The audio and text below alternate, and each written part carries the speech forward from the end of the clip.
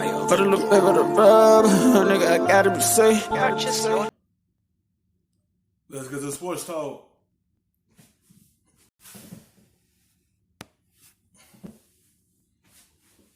Teams, many players involved. The headliner in this one, the Rockets, dealing away Clint Capella, Nene, and Gerald Green. In return, they're getting Minnesota's Robert Covington, Jordan Bell, and a second-round pick.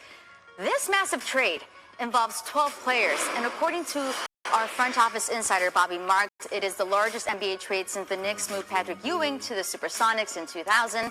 Something to keep in mind, the T-Wolves now have multiple first-round picks for the 2020 NBA draft as they look to potentially land D'Angelo Russell from the Warriors. As we also welcome in our NBA insider, Adrian Wojnarowski, and our front office insider, Bobby Marks. Woj, where does this trade leave the Rockets with tomorrow's trade deadline at 3 p.m.? Well, what was the biggest NBA trade since 2000 could still get bigger.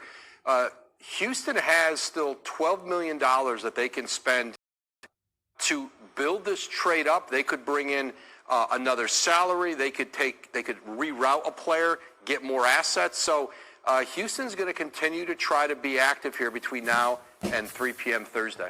And, you know, Bobby. So, what they going to have Jordan Bell protect the rim, or they going to use Tyson Chandler to protect the rim? I want to know what they're going with it. They're trying to win a championship by doing a small ball. But it's going to become a part of time that you're going to have a rim protector. Yeah, small ball can work, but can you stop the other opposing team for scoring? Can you protect the rim good enough to slow their offense down for getting in the paint? That's the only thing that's going to be critical for them come around playoff time. And this was the biggest trade since back then. But it just, Houston, they try to go all in to win one.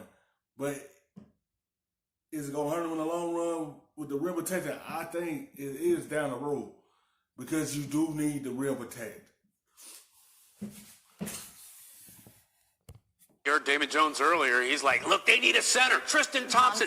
What's the biggest question you have with the Rockets now that Clint Capella has been done? I think we're going to find out if small ball works, right? That's going to be, you've got P.J. Tucker playing center on a good day, he's 6'6". So if you look at the standings today, they're in the 5 seed, Utah's in the 4 seed. Who's the center for Utah?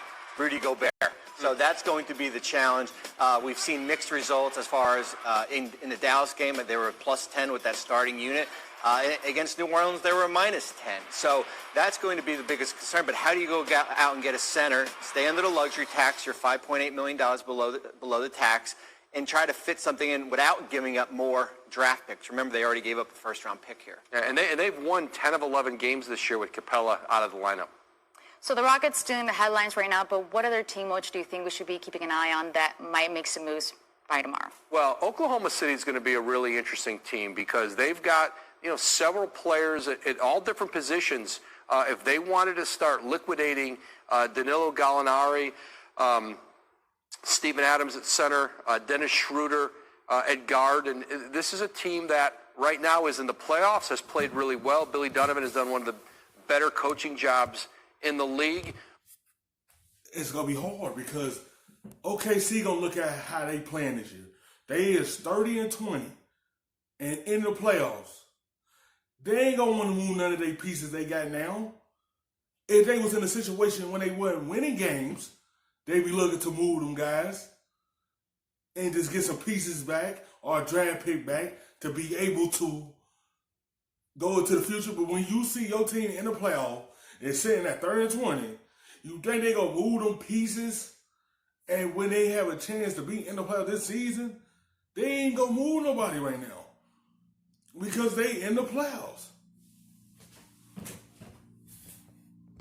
Oklahoma City's open for business. They are listening on deals, but they can take all of those players into the summer and revisit it then and finish the year with this group. And Oklahoma City's even had some talks with some teams where they would improve that team before the postseason. And I think for the Lakers, they are kind of the wild card out there. And keep an eye on Marcus Morris in New York. If somehow the Lakers can stack the contracts, Kyle Kuzma is the name to watch. But the challenge is going to be Marcus Morris makes $50 million.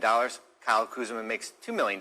So how do you get to $10 million there without gutting that roster? You basically have to do a 4-for-1 trade, and now we're looking at, roster restrictions. You can only get 15 players back. So that's going to be the challenge for a team like the Lakers there. Yeah, and then with the Knicks, obviously firing Steve Mills recently, you have to wonder if they're going to do something with their front office a little bit in flux at this point. What's up? Thank you so much for watching ESPN on YouTube. Don't forget to download the ESPN app, and if you Fast, stuffing them shits in the safe. Got me a spot out the way. Nigga just trying to be safe.